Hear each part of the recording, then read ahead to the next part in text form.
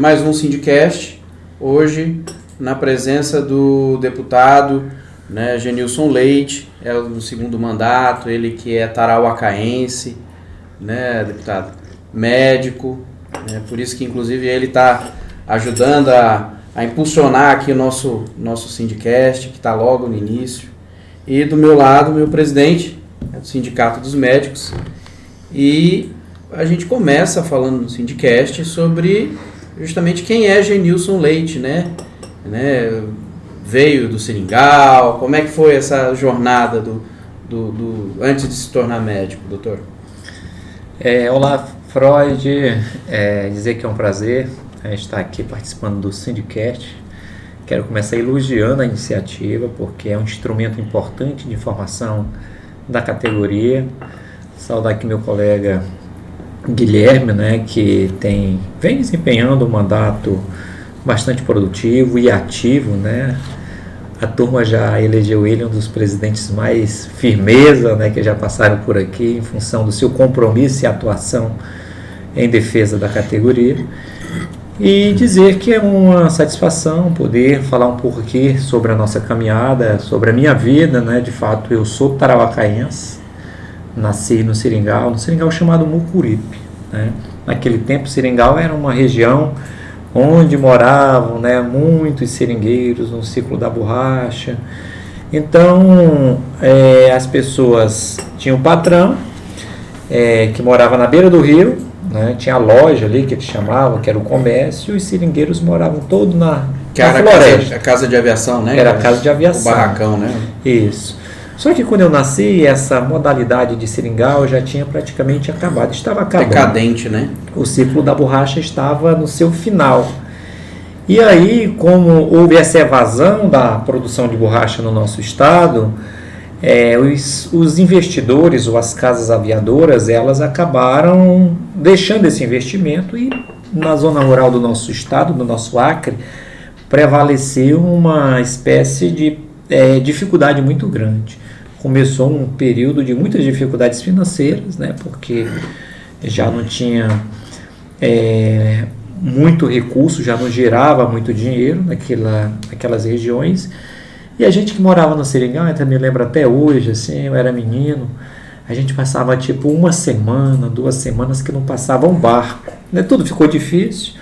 Canoa com motor naquele tempo era muito difícil, e as pessoas às vezes saíam de 3 dias de viagem para chegar em Tarauacá, na cidade, e vinha de remo, de varejão, entendeu?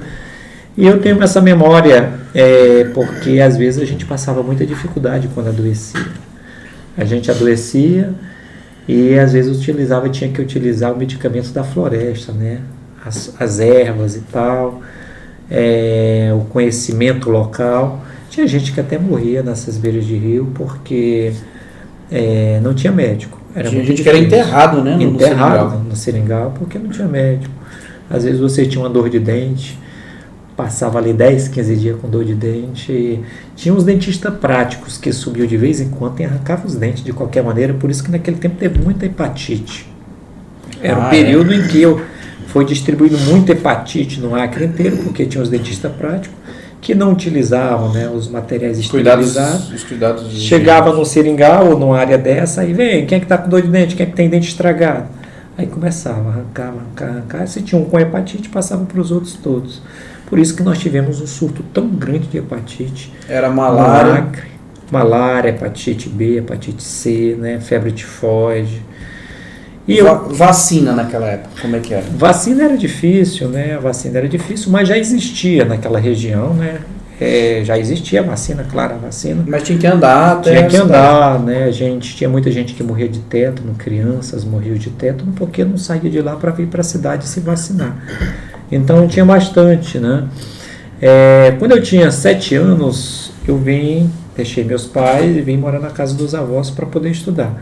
E foi aí que eu comecei, diante das dificuldades que eu percebi, né, que vivi, eu disse, o importa que eu tenho para a vida é estudar, né, e avançar por aqui.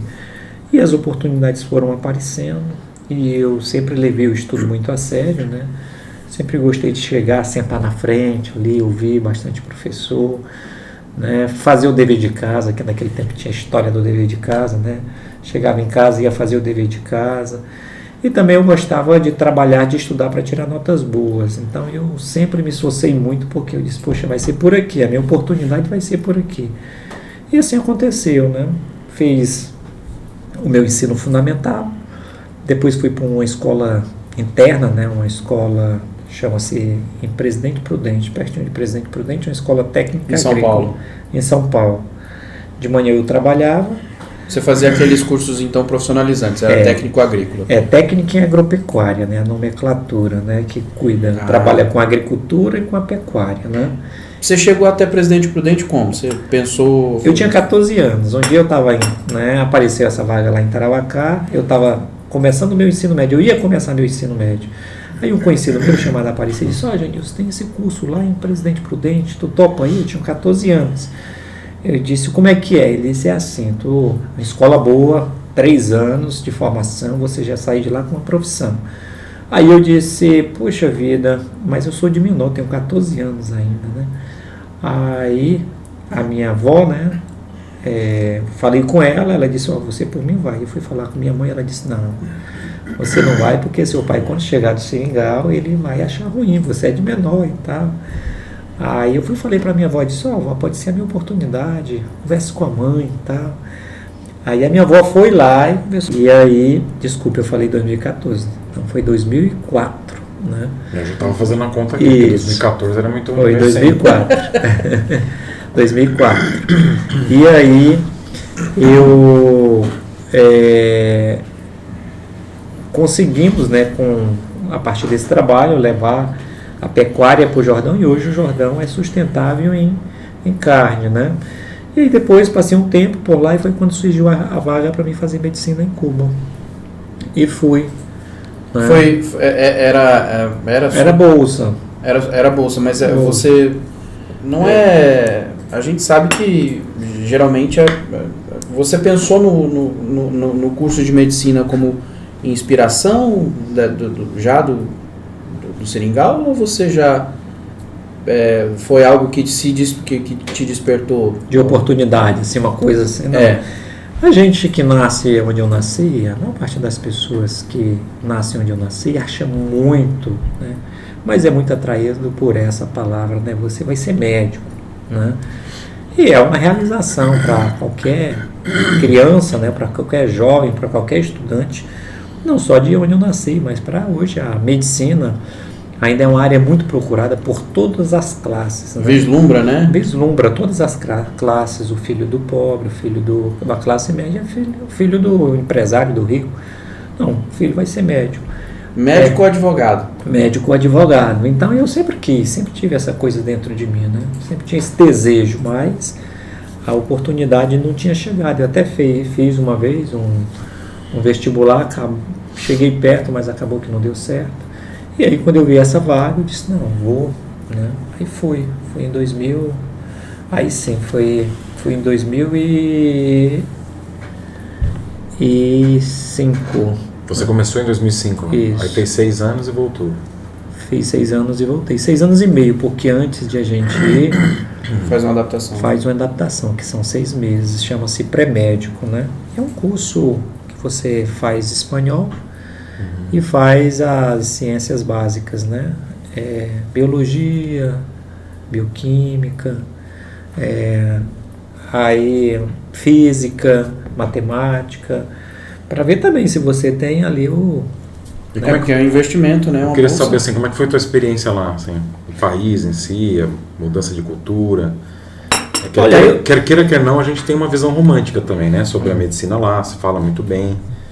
Eu sei que eles não têm muitos recursos como tem uma medicina, por exemplo, nos Estados Unidos e até no Brasil, né, em algumas escolas. Mas como é que foi essa experiência, todo esse choque, né, cultural que você enfrentou? Olha, assim, eu costumo dizer que onde tem ser humano, né, as coisas são muito similares, muito parecidas.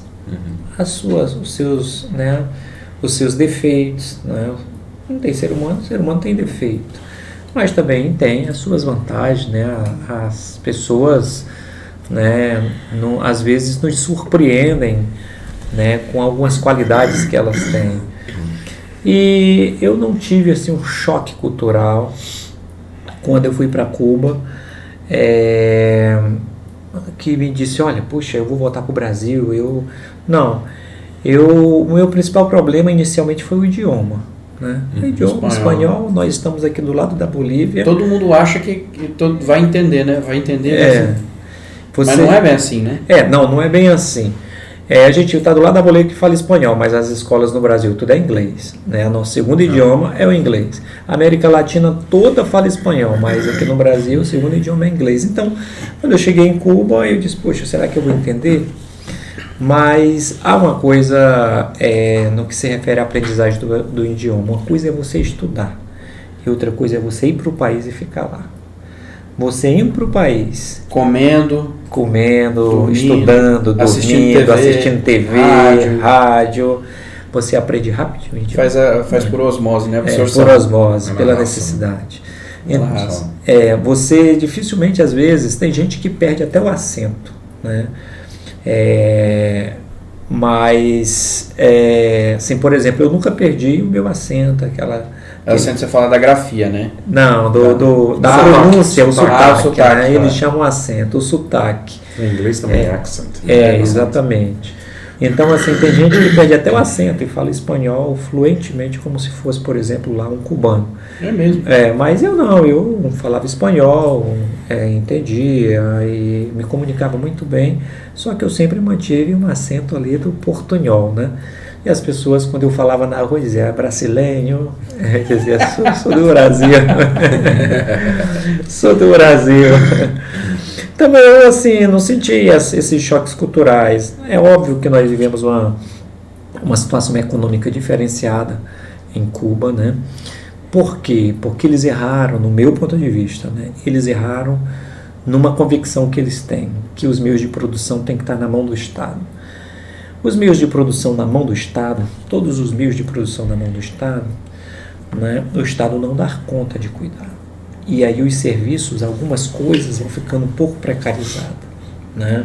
O Estado tem que cuidar de coisas que são essenciais. O comerciante ele acaba indo para aquela função, às vezes por necessidade, se adapta, passa a se aprimorar e acaba vivendo daquilo por necessidade, tendo negócio, né? Diferente do Estado que ele... O que ocorre? Um restaurante do Estado, eu vi na prática, e lá o restaurante é do Estado, tem um perfil. Quando eles abriram, para o restaurante ser de uma pessoa física, tem outro perfil. Porque quando é seu, né, você começa a gastar todo o tempo que você tem para você dar um passo à frente, né, para você ter um pouco mais de lucro, para você evoluir. E quando é do Estado... Com baixo custo, né? Com baixo custo. Quando é do Estado, exatamente. Quando é do Estado, você sai e deixa o ar-condicionado ligado, né? O restaurante tem ali uma série de verduras, né? Por exemplo, estou dando um exemplo aqui, e você podendo cuidar todas elas e colocar na refrigeração para não estragar, quando é seu, na verdade. Você faz isso. Agora, quando é do Estado, não, deixa aí, quando o outro chegar ele lava, não sei o quê. Então tem essas coisas, vem o desperdício, vem a falta de cuidado, e acaba tendo essas dificuldades.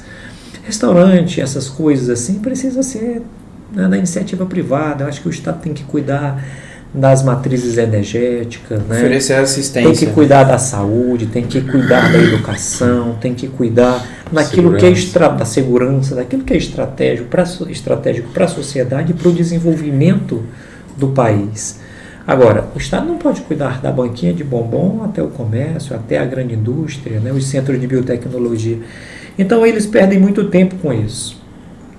Agora, no social, eles dão show, né? No social. Show em que sentido? A educação é muito boa, né? Hoje, grande parte dos cubanos falam dois idiomas, né? São muito bem formados. Na educação, de fato, eles dão show também, né? E aí eu estou falando indicadores de saúde. A nossa medicina hospitalocêntrica é muito melhor, podemos dizer assim, dentro do nosso hospital. Nosso hospital aqui no Brasil é mais sofisticado. Mas quando a gente vai olhar para os nossos indicadores, expectativa de vida, mortalidade infantil, mortalidade materna, eles estão como se fosse um país de primeiro mundo. Por quê? Porque eles investem muito na prevenção, nos fatores de risco, ou seja, ali na família. O que é fator de risco que vai desencadear aqui, por exemplo, uma diabetes nessa paciente ou desse paciente, um câncer de pulmão? Eles investem nisso, muito na prevenção, para não gastar na atenção secundária ou na medicina hospitalocêntrica, que é mais cara. Como eles têm poucos recursos, não, vamos priorizar aqui. E a expectativa de vida de Cuba é igual a do Japão, de países de primeiro mundo, a mortalidade infantil é muito baixa. Então, indicadores de saúde são bons, né? Segurança também, né? Ruim para a Previdência, né?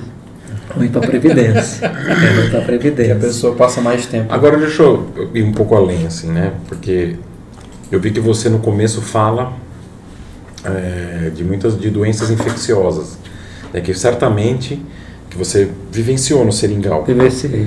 E certamente deve ter influenciado na sua escolha pela infectologia depois. Mas e você não viveu um conflito quando você foi para Cuba e viu, por exemplo, essa medicina de família, né? E comunidade, não te atraiu, não te puxou para esse lado da medicina de família quando você voltou? Eu fui com um propósito, na verdade, assim, quando eu fui para Cuba, você tocou talvez subjetivamente, mas uma das coisas que me atraiu para a infectologia também foi um irmão meu, que faleceu, né, de uma infecção generalizada aqui na Fundação Hospitalar. Ele teve um acidente e depois teve uma infecção generalizada por uma série de questões outras, né? E também eu fui muito atraído por isso, né? Agora, o que ocorre? As doenças infecto-contagiosas em Cuba já quase não tem, né? Tipo malária, hepatite B, hepatite C. Eles lidam lá mais com as doenças crônicas não transmissíveis, né? Que é a diabetes, a hipertensão, o AVC, que usam muitas vacinas, né? E também, como trabalho muito com fatores de risco, e acabam não tendo doenças que nós temos aqui no nosso cotidiano, já não tem mais lá. Até por não ter uma Amazônia como a gente tem. Também não tem uma Amazônia como a gente tem. Não, mas aí quando você volta para cá, né, por exemplo, e a gente vê algumas coisas aqui, não te frustrou, por exemplo? Você vê toda essa questão da prevenção. Você volta para o Brasil, nós estamos no meio do governo Lula, né? Não, você saiu no governo Lula, chegou no governo Dilma. Foi. E a gente vê a maneira, né, como eles destrataram, de certa maneira, a medicina de família, né? Porque a gente criava uma expectativa. Eu me coloco nesse grupo porque eu apostei muito também, né, nesse grupo político como eleitor. Reforço que eu nunca fiz parte de nenhum grupo, né, partidário. Mas eu criava uma expectativa grande de que a medicina de família, que foi implementada lá no governo na época do Serra. FHC, o Serra era ministro da Saúde, que instituiu inclusive o SUS. Não, o SUS já veio para a Constituição de 1988. 88. A questão é que a gente esperava, a expectativa é que a gente tivesse, né, que a medicina de família fosse realmente expandida, fosse levada aos rincões do Brasil. E quando você volta, isso não é uma realidade. Na verdade, ela está em queda vertiginosa, né? A gente não viu isso, e inclusive aqui no nosso estado, né? A gente não viu isso aqui nos governos anteriores. Não foi valorizado isso, né? A gente vê as vagas em residência médica para a medicina de família não serem preenchidas, ou seja, não ser uma área atraente, apesar de ser, eu diria, eu não sou médico de família, eu acabei escolhendo a pediatria, até porque na minha época a medicina de família, a residência estava sendo instituída, muito provavelmente eu teria me atraído porque eu tinha essa dificuldade de escolher uma especialidade, e eu acabei escolhendo a pediatria justamente porque era a área que era mais abrangente, assim, né? Eu fiquei na dúvida entre fazer clínica médica e pediatria. Então um amigo meu me ajudou, ele falou: Guilherme, olha, o pediatra ele é referência para tudo, né? A criança bateu a cabeça, vai no pediatra. A criança teve uma dor de estômago, vai no pediatra. No clínico não, né? O clínico perdeu essa referência. E a medicina de família, ela tem essa abrangência grande. E a gente está tentando resgatar isso através aqui do sindicato, e eu queria até saber qual é a sua visão para isso. Assim. Eu sei que é função, na verdade, das prefeituras, né? Mas o que você acha que o Estado pode fazer nesse sentido? Onde você acha que o Estado pode ou não, né, ajudar para que isso seja, porque de fato, se a gente investir nisso, a gente não teria mais resultados, a gente não desafogaria um pouco mais UPAs, pronto-socorros, porque o brasileiro já tem essa cultura de ir direto para o hospital. Direto para o hospital. A visão hospitalocêntrica não é só nossa, é da própria população. Também. Olha, Guilherme, assim, essa questão, eu concordo que os governos têm um papel fundamental nela, sobretudo quando eles estruturam os programas, de fato, como tem que funcionar dentro dessa estratégia, né? Valorizando a saúde da família e investindo mais nisso, colocando um pouco mais de valorização nos profissionais que pertencem a esta área. Agora, tem um outro viés deste assunto que faz com que isso não avance tanto, que é a própria natureza da escola médica brasileira, né? A escola médica brasileira, a natureza dela não é de formação de um profissional com esse perfil de medicina da família. Você percebe que a medicina da família a gente já vai ver na residência, né? Você escolhe ser médico de família ou infectologista, você escolhe ser médico de família ou cirurgião. Mas o graduando, ele já passou por toda uma graduação voltada para essa medicina mais localizada e mais feita dentro dos hospitais. Eu percebo, assim, quando eu tenho a oportunidade de dar conselho para um estudante de medicina, que ele me pergunta e tal, eu digo, olha, calma, estuda toda a teoria que você pode estudar, que você vai passar a vida toda dentro dos hospitais aqui no Brasil, o restante é só trabalho. Então estuda, aproveita bastante. Então eu penso que tem que haver mais investimentos de governos estaduais, porém nós deveríamos, a mudança mesmo, tem que ser uma mudança ministerial e de universidades também, porque as nossas universidades brasileiras, tanto as particulares, as escolas particulares, escola médica particular, ela prepara o médico para o hospital, ela não prepara para a saúde da família, né? Hoje, se você disser, olha, doutor, o senhor vai ter que andar, né, de casa em casa para conversar com 10 famílias sobre quais são os fatores de risco que tem naquela família para eles desenvolverem tal doença. O médico formado no nosso país, ele já fica meio assim, como assim? Né? Eu andar de casa em casa, não, isso não é meu papel não, isso é o papel do agente de saúde. Né? Ele não viu isso como prática cultural. Ele não viu isso como uma prática cultural.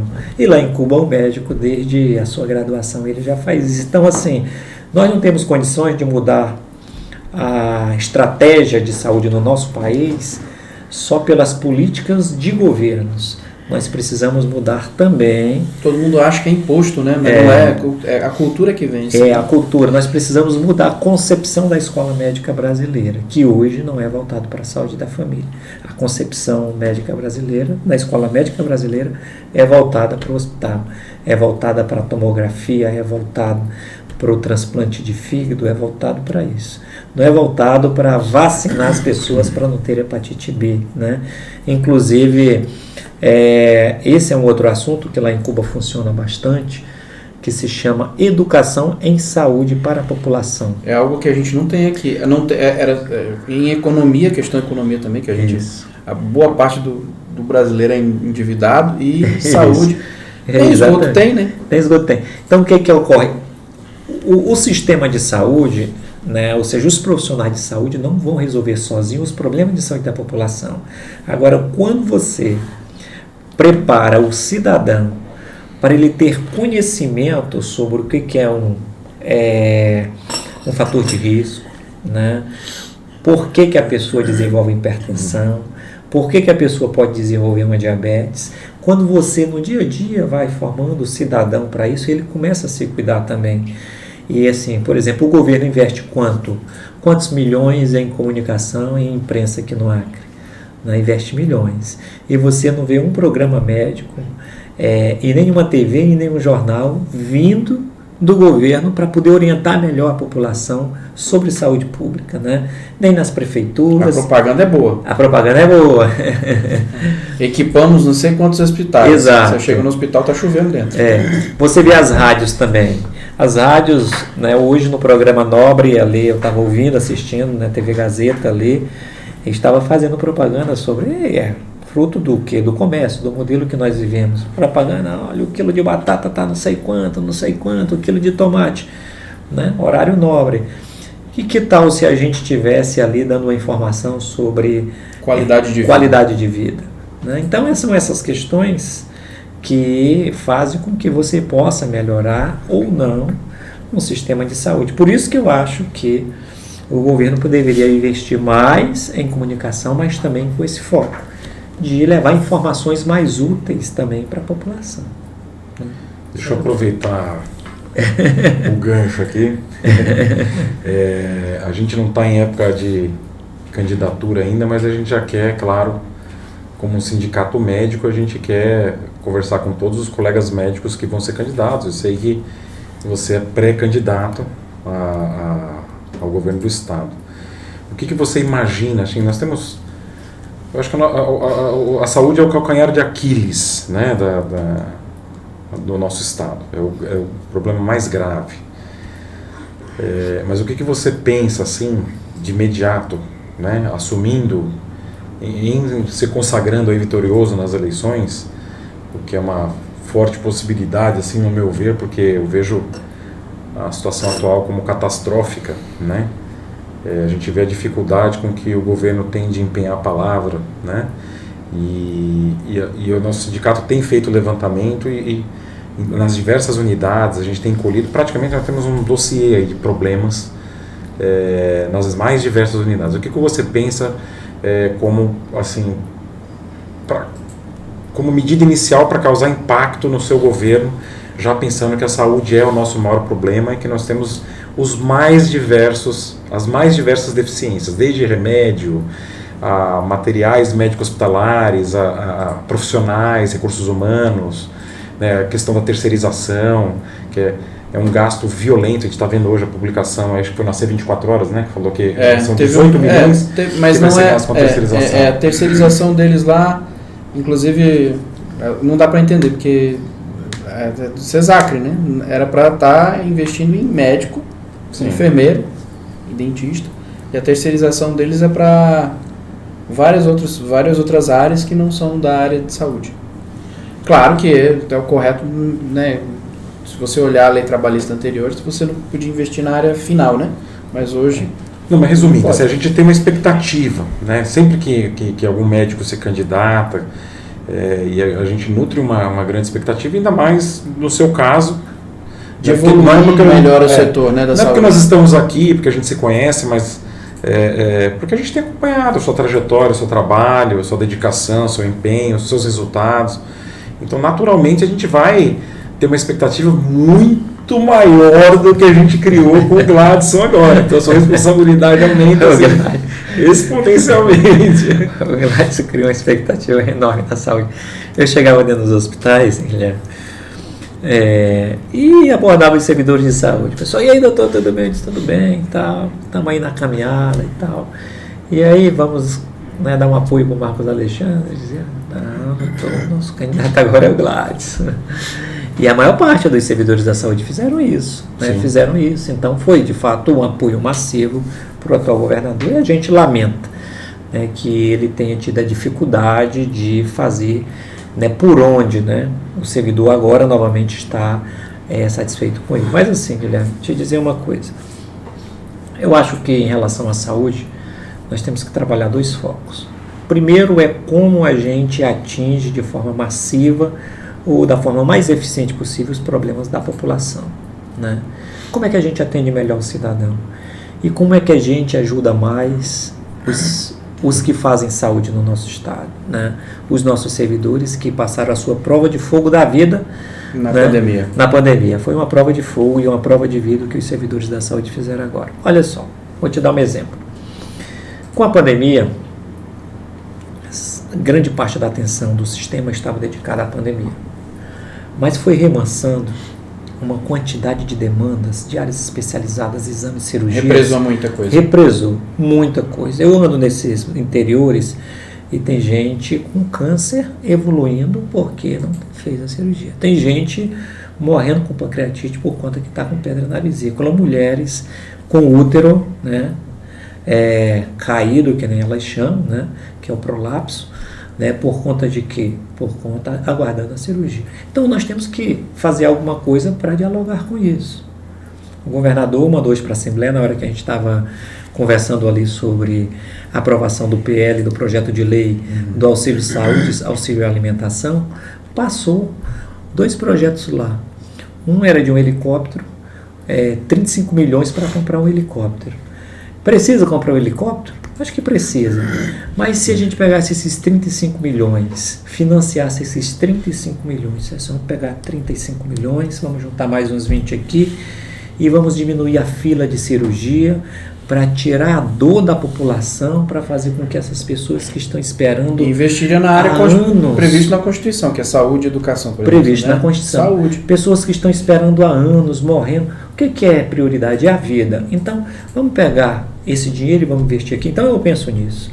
Né? Por exemplo, chegando a ter sucesso, uma das coisas que eu vou fazer, eu vou tirar dinheiro, não sei de onde, mas se tiver vaga para fazer, espaço para fazer um financiamento, vou fazer para a gente resolver parte dos problemas cirúrgicos, de exames e consultas especializadas que hoje estão pessoas há anos esperando. Então a gente dialoga com esse setor, porque depois que você tira essa sobrecarga, com o sistema que nós temos, a gente azeitando um pouco ele, a gente consegue ir dialogando com os outros problemas da população, equipando hospitais, os de interior, você ter ali o que você tem em ultrassom, você tem um eletrocardiograma, você tem um raio-x que funciona, um laboratório que funciona e profissionais, você consegue resolver, de certa maneira, a 80% dos problemas lá. Então, isso é uma coisa que eu pretendo fazer dentro dessa concepção de responsabilidade do Estado.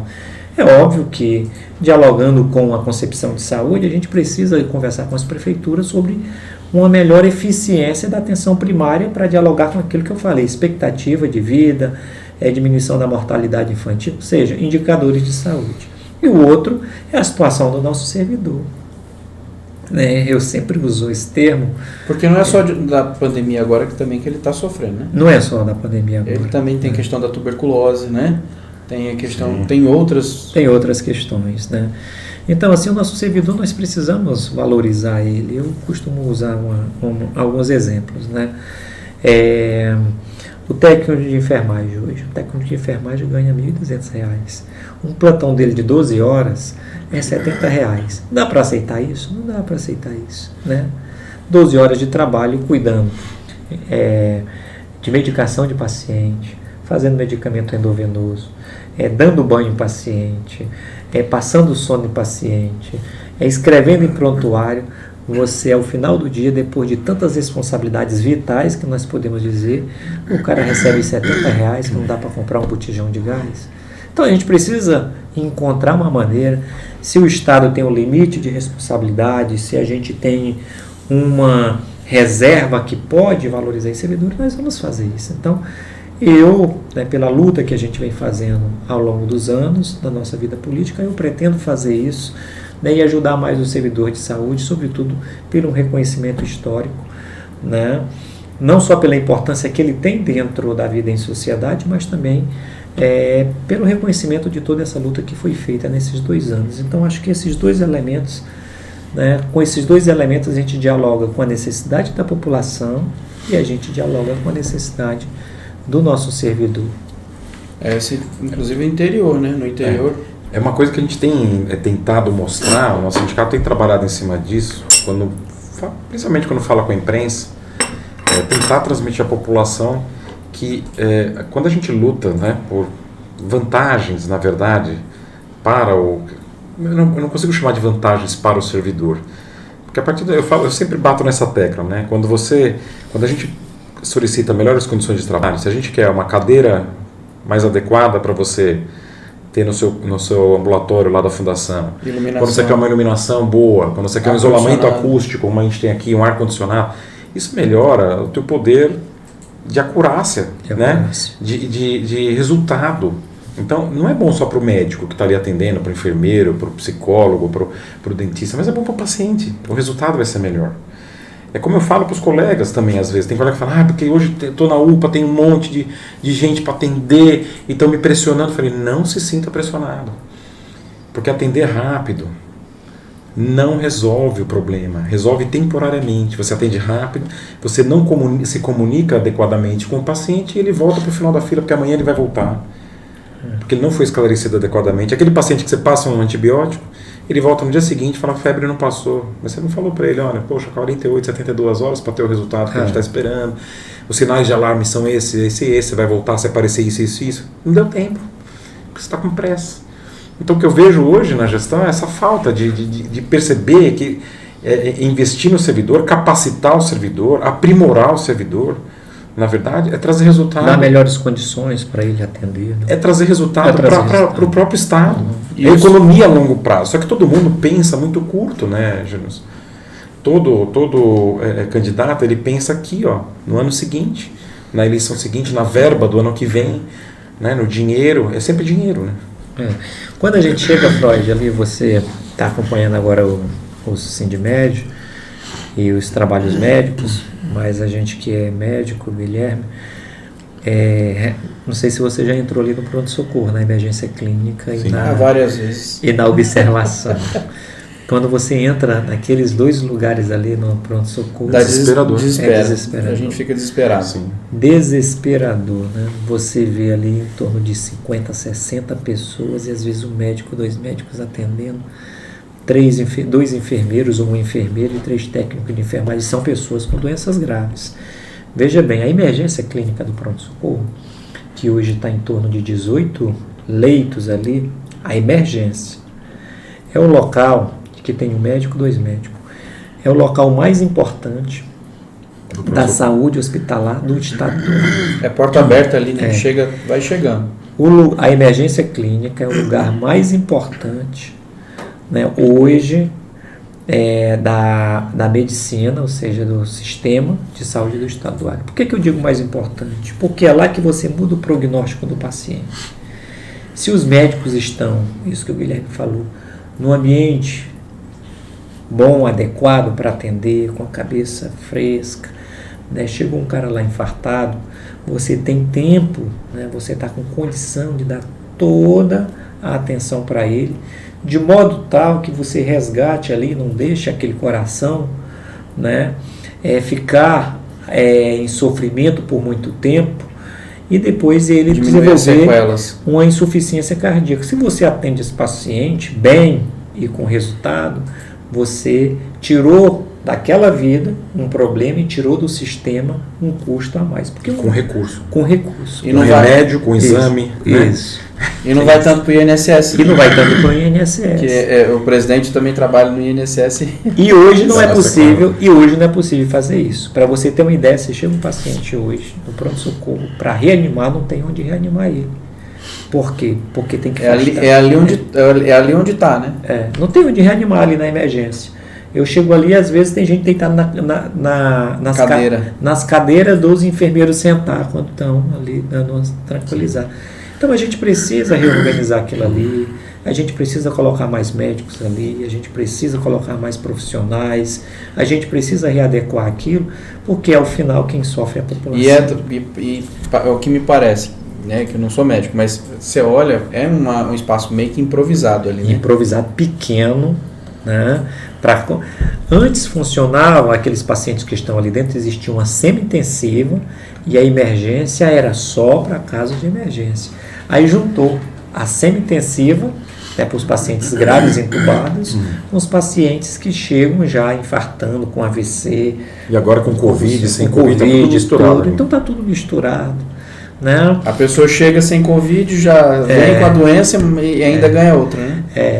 E assim, às vezes a gente fica pensando... Não é brincadeira, mas a gente está falando de forma descontraída, a situação é triste. E a gente fica pensando mas a gente está falando dos problemas. Né? Isso, meu Deus, uma hora pode acontecer comigo, eu posso cair lá dentro. Exatamente. Né? Eu posso cair lá dentro. Porque ali é o primeiro atendimento. É o primeiro atendimento. É a referência. Se eu tiver um infarto, eu não vou para a Unimed, né? Porque eu não tenho um convênio, eu vou para o pronto-socorro. Né? E pode ser comigo, pode ser com qualquer um, né? Pode ser com o governador, por exemplo. Pode ser. Porque hoje o Guilherme sabe, a Unimed se equipou muito nos últimos tempos, aqui no Acre. Sobretudo para essa questão. Mas a ambulância é o primeiro ponto, né? Mas a ambulância quando chega? Mas é no pronto-socorro. Sempre vai para o SUS. mas é no pronto-socorro que os pacientes mais graves, né, acabam indo. Então, pode ser com qualquer um. Por isso que nós temos que ter um ambiente, né, porque se o cidadão, né, vai lá, por que a gente não pode ir? Então, a gente tem que preparar um ambiente bom para todos. E não está acontecendo isso, né? Infelizmente não está acontecendo ali no pronto-socorro. Nós estamos vivendo essa dificuldade. Eu trabalhei ali 4 anos, né, e no governo passado falei muito sobre essa questão. Este governo também tem falado muito sobre a emergência clínica e sobre aquela observação, mas assim, as coisas não mudaram tanto. PS tem que ter ambulatório? Olha, essa é uma discussão que até o atual momento eu tenho, assim, como eu trabalhava na UTI, na emergência clínica e no ambulatório. Se a gente tiver uma UPA funcionando adequadamente, se a gente tiver, né, as UPAs atendendo dentro daquela demanda que precisa atender, não há necessidade de ter um ambulatório no PS. Agora, às vezes as sobrecargas vêm, as UPAs estão lotadas e tem casos que às vezes escapam da UPA, né, e que chega ali no PS. Eu já vi paciente chegar no ambulatório, voltar e morrer, né? Ou seja, o paciente chegou no ambulatório, não é daqui não, vai morrer, porque às vezes é uma dor, né, uma dor que é uma dor atípica, uma dor precordial, que não é bem do lado esquerdo, é mais ou menos por aqui. Não, a sua pressão está boa, esse caso aqui não é, o senhor não é aqui não, né, no pronto-socorro. O paciente foi embora, teve um infarto, morreu. Eu já vi isso acontecer. Então, assim, a gente precisa avaliar direitinho. Eu, na verdade, não tenho assim, uma concepção fechada se uma PS tem que ter ambulatório ou não, né? Eu acho que ali ainda não tem um fluxo dentro do pronto-socorro funcionando de maneira afiada. Para você ter uma ideia, apendicite, né? Apendicite é uma doença que ela acaba no cirurgião, mas os pacientes que são encaminhados para o pronto-socorro, da UPA para o pronto-socorro, eles não vão primeiro para o cirurgião, eles têm que passar primeiro no ambulatório pelo clínico. Então isso, no meu ponto de vista... Para ele encaminhar. Para ele encaminhar dentro do pronto-socorro para o cirurgião. É uma burocracia. É uma burocracia. Então acho que esse fluxo aí não está adequado. Eu acho que quando ele já sai da UPA, vem com a dor na fossa ilíaca direita, né, com febre, vontade de vomitar, né, e que tem tudo dizendo assim, olha, isso pode ser um apendicite, tem que chegar e tem que ir para o serviço de cirurgia, mas não vai, porque esse fluxo já faz muito tempo que ele né? É a triagem da triagem. É a triagem a pessoa da triagem. já vai lá. Eu sou de uma época que eu lembro que quando eu cheguei aqui, eu dei plantão no pronto-socorro na pediatria até 2015, até vir para o sindicato, né? E desde 2006. Qualquer paciente que chegasse, uma queda, que caiu, bateu o dedo, uma criança, tinha que passar no pediatra antes. A gente já tinha que pedir o raio-x e aí ia para o ortopedista.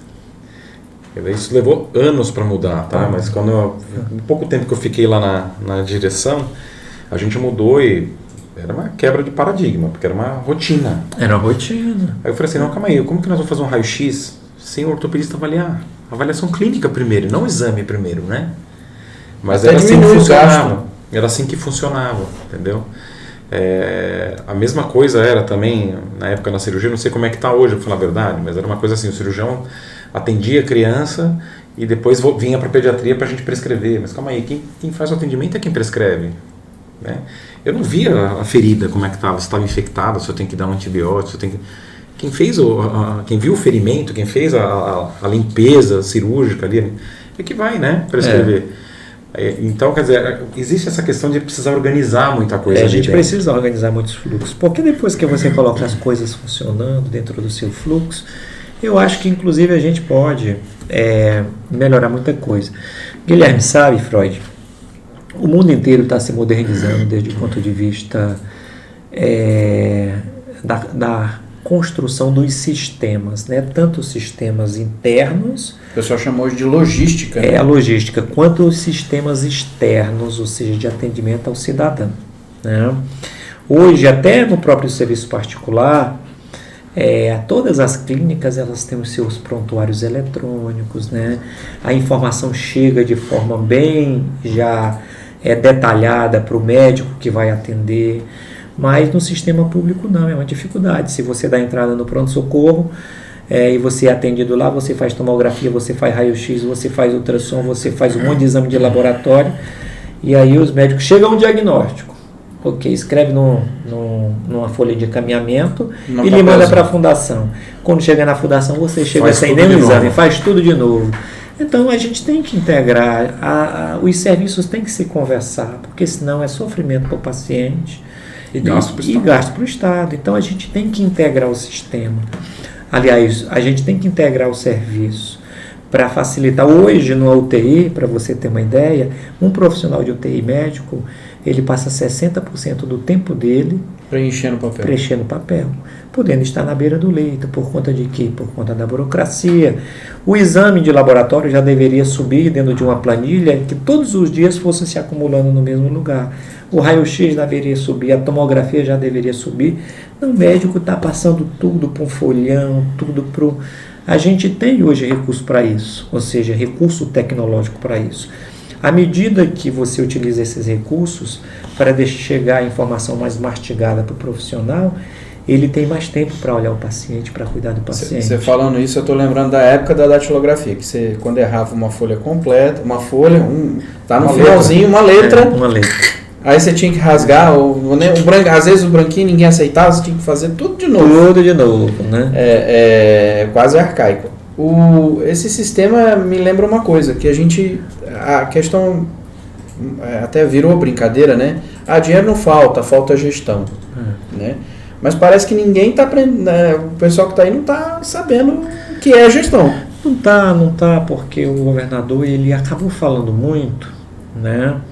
E ele representa hoje um rompimento, na verdade, de uma era, né? Ele foi uma peça fundamental para a finalização de um ciclo que foi o ciclo da Frente Popular, que o pessoal estava de saco cheio já do mesmo rosto, das mesmas pessoas. O próprio sindicato já estava cansado de discutir, de debater com os mesmos personagens. Não, vamos mudar. E chegou ele. E fez uma boa fala, uma boa performance, juntou muita gente e mudaram. O Gladys foi eleito. Só que... Muito discurso.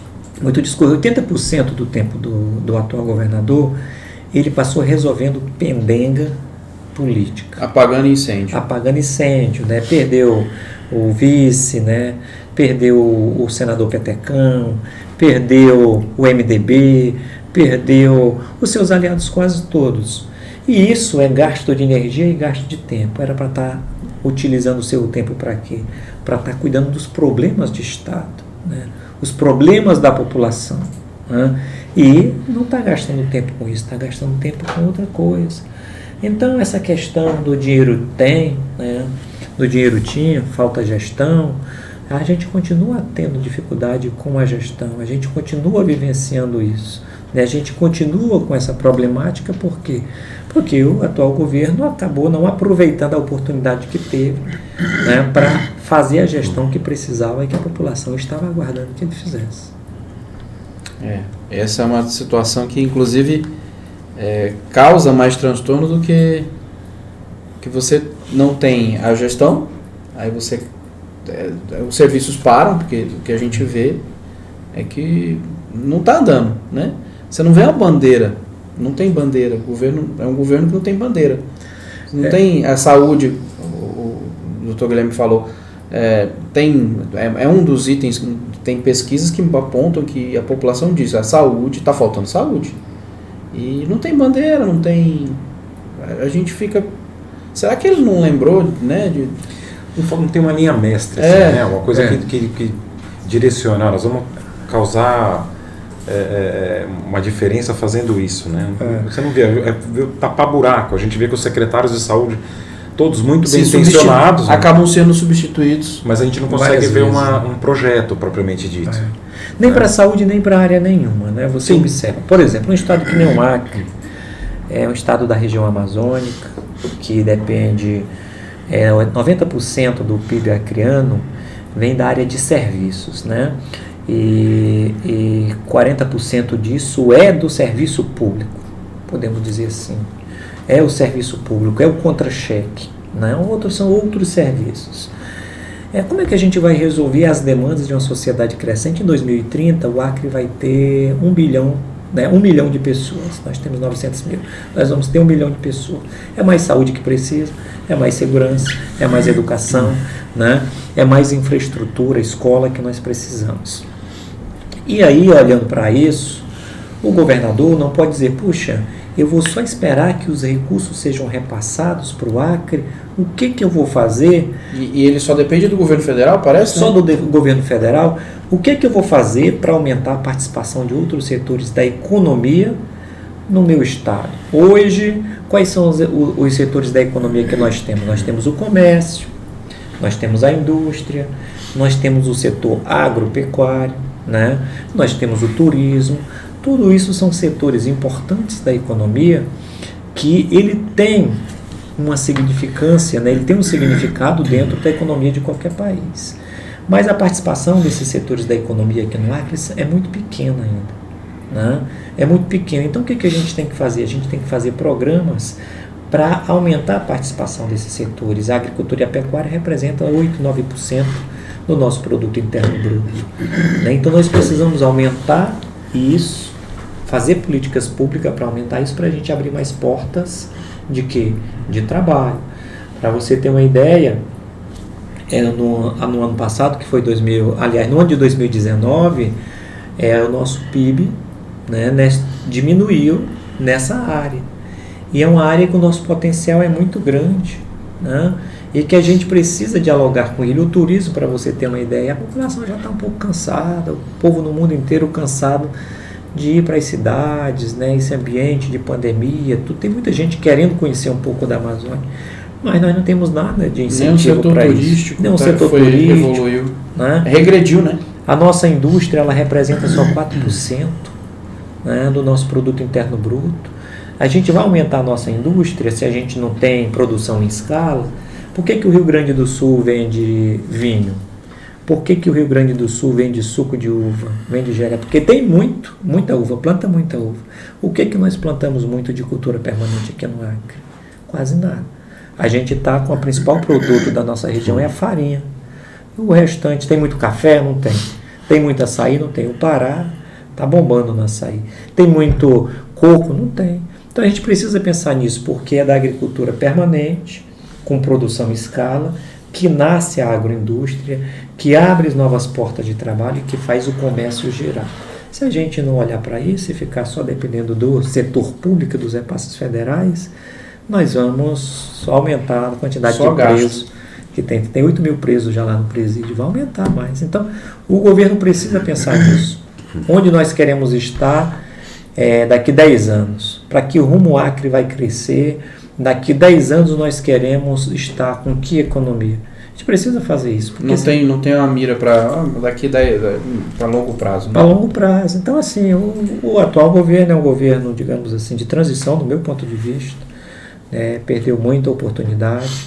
Tem uma área, Guilherme, que nós não podemos perder ela de vista, sobretudo pela nossa região, que a gente, pela região que a gente vive.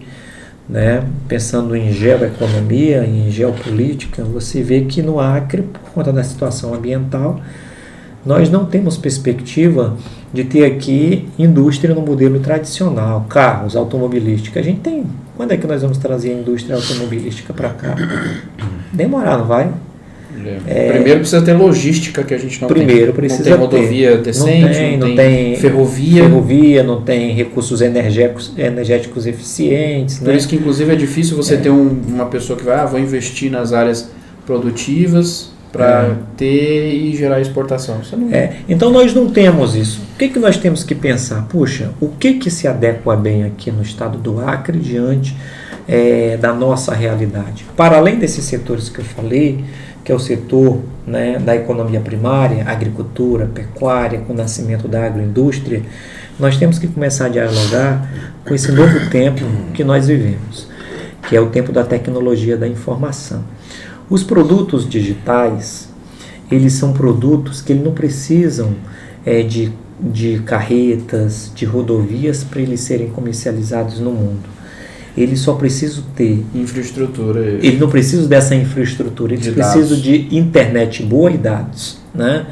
Se nós temos um governo de estado que chega no governo federal e diz assim, é o seguinte, ó, a situação do Acre é essa e nós queremos conectividade e boa, né? E nós queremos que o país invista no nosso estado, capacitação dos nossos jovens. No turno da manhã é o ensino tradicional e no turno da tarde nós vamos ensinar os nossos jovens a trabalhar, a programar, a fazer aplicativos, soluções inteligentes para problemas do cotidiano. Se a gente começa a fazer isso... Gerar riqueza, trazer riqueza para cá por meio de... A gente traz riqueza por meio disso. Né? É muito mais fácil do que você fazer altos investimentos de infraestruturas no modelo da industrialização tradicional. Não é possível fazer isso aqui no Acre. Mas nesse modelo que eu estou falando, se houver a colaboração do governo federal, nós temos condição de fazer isso. Ou seja, ter uma boa conectividade. Como é que nós vamos desenvolver o Jordão? Que só chega de avião, não dá para asfaltar direito a pista, né? Ou por barco. O avião no Jordão atola às vezes. Então, assim, a gente precisa pensar em soluções inteligentes. E o mercado, Freud e Guilherme, vocês sabem que hoje o mercado está tomado, né, pela tecnologia da informação. É o mundo dos dados. Né? Hoje quando a gente compra nuvem, a gente fala em nuvem. Nuvem. Para onde vai dinheiro? Para fora do país. Você vai comprar um celular ou um aplicativo, para onde vai o dinheiro? E um projeto bem montado, na verdade, não traria só recurso federal, até internacional. Justamente porque a gente está na Amazônia. Se a comunidade europeia, por exemplo, que tem os olhos sempre voltados aqui para a nossa floresta, enxerga isso com bons olhos, um projeto ecológico, você consegue fazer. Os caras dizem, olha, os caras lá na Amazônia estão querendo criar umas cidades lá digitais, umas cidades com maior investimento, os jovens estão tudo presos, 8 mil presos, outros estão no cemitério. Vamos fazer o seguinte, vamos fazer um investimento no Acre, a gente dialoga com o meio ambiente e a gente desenvolve e prepara aquela turma para o mundo moderno que nós estamos vivendo. Né? Para você ter uma ideia, antigamente tu ia quantas vezes no banco? Toda vez que tu quisesse fazer qualquer tipo de operação, tu iria no banco. Era toda semana, né? Toda semana. Então hoje tu não vai porque tem um aplicativo. Esse aplicativo, para a elaboração dele, tem tecnologia por trás. Tem gente que vendeu essa tecnologia e cara, né? Porque isso aí está dialogando com o quê? Com a necessidade das pessoas, foi transporte, foi gasolina que deixou de ser gasta, foi tempo de refrigeração em bancos, que os bancos antes eram enormes. Hoje as agências bancárias estão fechando. Por quê? Porque a gente está resolvendo tudo aqui. Quem faz aplicativo, por exemplo, não tem, né, transversal, uma discussão transversal, um comentário. Você tem um aplicativo baratinho, que é 3, 4, 5 mil reais, mas tem um aplicativo mais sofisticado que é 70, 100, 200 mil reais. Aí se você montar uma empresa aqui, se a gente tivesse especialista aqui, esse dinheiro viria para cá. Esse dinheiro seria investido na saúde, você teria que pagar imposto. O que os nossos jovens estão fazendo hoje? Estão tudo no celular. A atenção da nossa juventude está voltada para o celular. Então a gente tem que saber aproveitar isso. A gente não pode ter mais a escola só no modelo tradicional. A gente tem que pensar a escola moderna dialogando com essa realidade. Digital. E se a gente não aproveita, né, esse recurso, né, e essa atenção do jovem para esse elemento aqui, para conduzir a atenção dele para o trabalho, ele vai ficar com coisa supérflua, né, ali no WhatsApp. Só entretenimento, gastando dinheiro, TikTok, dançando. Então a escola tem que preparar o aluno para isso. E é possível fazer programas voltados para a qualificação dos nossos jovens para esse setor. Tá certo. Você tem mais uma pergunta, doutor? 1 milhão de perguntas, mas nós já estouramos o tempo. Eu tô só 1h10. Pô, 1h10 já. Não, 1 hora. 1 hora. Caramba, passou. A gente vai ter que marcar uma outra vez. Vai faltar outras. E aí, tendo, inclusive, sendo candidato, né? Porque nesse momento a gente se discute pré-candidatura, né? Inclusive a gente está, só reforçando o que o Dr. Guilherme falou, a gente está entrevistando, está falando com os pré-candidatos, médicos pré-candidatos, né, valorizando a classe, né, que é muito importante. E quando tiver, né, na candidatura já, é interessante fazer uma sabatina com os candidatos, né, saber o que eles pensam, e justamente para que o médico possa saber, né, quem são os colegas que estão pré-candidatos, né, saber quem. E aí, quem também tiver interesse, a gente também convida, né? E aí, o senhor quer fazer uma fala, uma mensagem? Primeiro, agradecer a tua presença aqui. Obrigado, Guilherme. Dizer que nós estamos acompanhando aí o seu trabalho, o seu mandato, e muito nos honra, porque a gente tem um médico realmente que está cumprindo com muita dignidade, com muito respeito à população e à nossa classe também. A gente agradece o apoio, a gente vê você presente em todos os momentos. Obrigado, Guilherme, obrigado, Freud, dizer que é um prazer estar aqui, né, conversando. Conversa boa, passou rápido, não foi? É rápido. De maneira até descontraída, né, eu gostei da conversa, acho que aqui a gente vai falando um pouco sobre o que a gente pensa, e a população vai começando a conhecer, né, quais são as ideias que a gente tem para poder dialogar com os problemas que nós vivemos. Queria aproveitar também para parabenizar a iniciativa. Eu acho que aqui é um ponto importante da democracia, que dá oportunidade de este público da saúde, médico ou não, né, de conhecer um pouco sobre as pessoas que estão nos postos.